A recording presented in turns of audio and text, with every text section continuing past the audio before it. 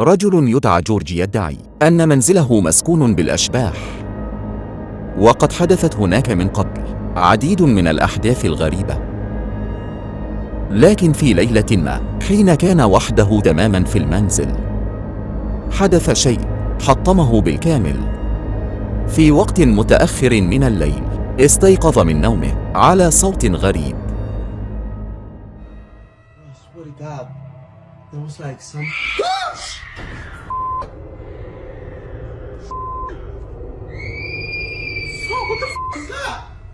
What the fuck is that? You gotta be kidding me! Who goes there? Who goes there? That cannot be real. What the fuck? You gotta be kidding me. What the fuck was that? You gotta be kidding me. Oh, you gotta be messing with me. I swear to God, this gotta be a joke. Whoever's in here, I command you to leave in the name of Jesus Christ. I ask you to leave now. Oh, oh, I got adrenaline going right through my body. What the is that?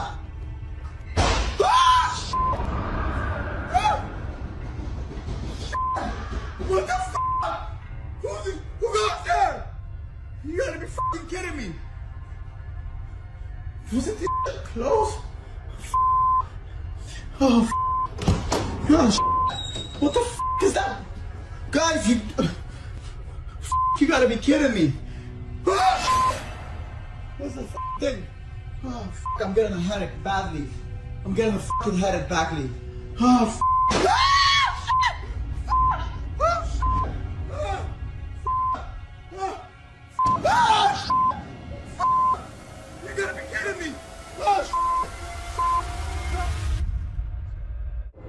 فجأة بدأت صرخات عالية تتردد في أرجاء المنزل، أصوات لم تكن تبدو بشرية. بعد بضع ثوان فقط بدأت تسمع دويات قوية، كأن أحداً كان يضرب الجدران والأثاث بقوة. لكن الرعب الحقيقي بدأ حين عاد إلى المطبخ. كانت جميع الخزائن مفتوحة من تلقاء نفسها، وكانت الكراسي مبعثرة على الأرض، وكانت الغرفة كلها تبدو وكأنها مدمرة. فهل كان هناك حقاً شيء خارق للطبيعة في ذلك المنزل؟ أم أن وراء هذه الحادثة حقيقة أخرى مخفية؟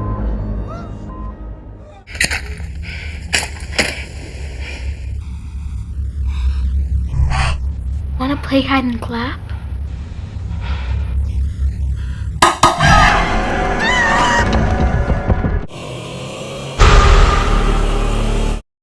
بعد ذلك نشر الفيديو على صفحة كانت تشارك لقطات لرجال الإطفاء أثناء إخماد الحرائق.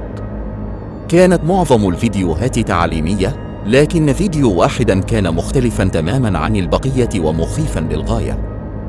في مارس 2025 كان رجل يصور منزلا قديما مهجورا يحترق في وسط الغابة، لكنه لم يكن لديه أدنى فكرة أن الكاميرا ستلتقط شيئا سيرعب الناس لاحقا على الإنترنت.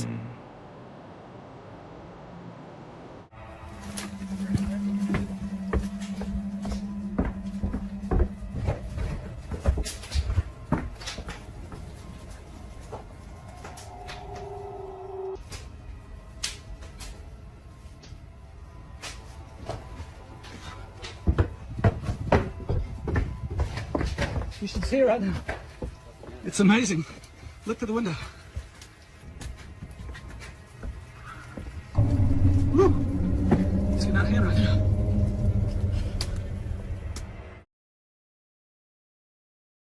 No.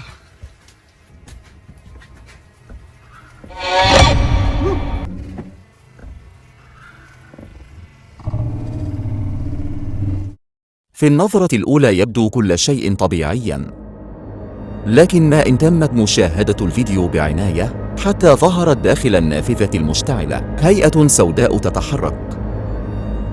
أخطر ما في الأمر، كان ذلك المنزل مهجوراً منذ سنوات، ولم يكن من المفترض أن يكون هناك أي إنسان فيه. ثم تمت ملاحظة شيء آخر في الفيديو. استمع جيداً.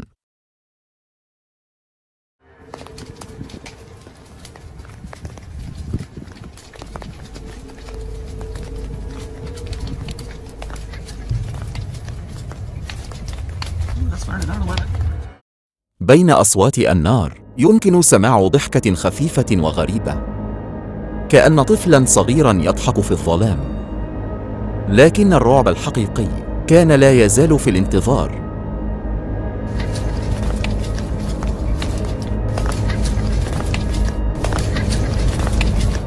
عندما صور ذلك الرجل المنزل من زاوية أخرى، التقطت الكاميرا شيئاً آخر أيضاً.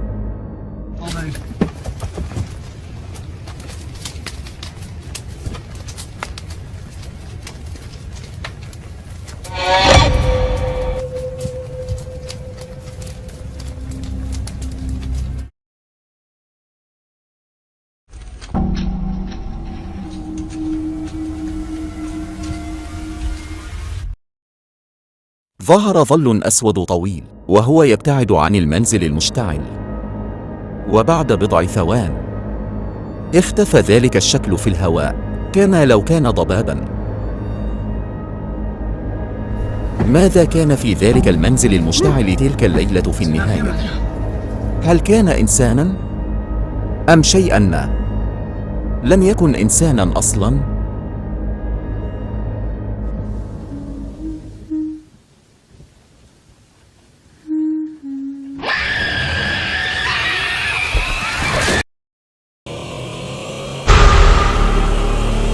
نشر هذا الفيديو المرعب الذي جاء بعد ذلك على حساب فتاة تدعى ناديا في وقت متأخر من الليل. كانت جالسة في سيارتها بجوار حديقة مهجورة.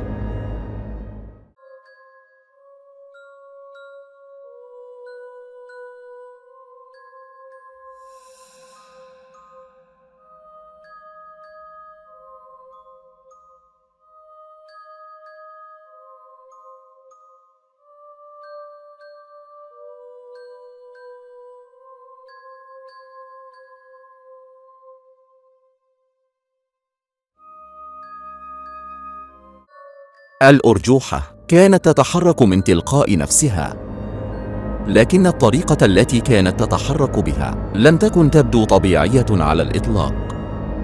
كان يبدو وكأن شيئاً غير مرئي يجلس عليها ويقودها ببطء. كان يقول إن الهواء لم يكن يتحرك هناك إطلاقاً. وعندما وجه الكاميرا نحو الأشجار كانت ساكنة تماماً. لا الأوراق كانت تتحرك ولا الأغصان. يعني السؤال ما زال نفسه، إذا لم تكن هناك رياح فمن الذي كان يدفع الأرجوحة في النهاية؟ Hey, who are you? How come you're in here?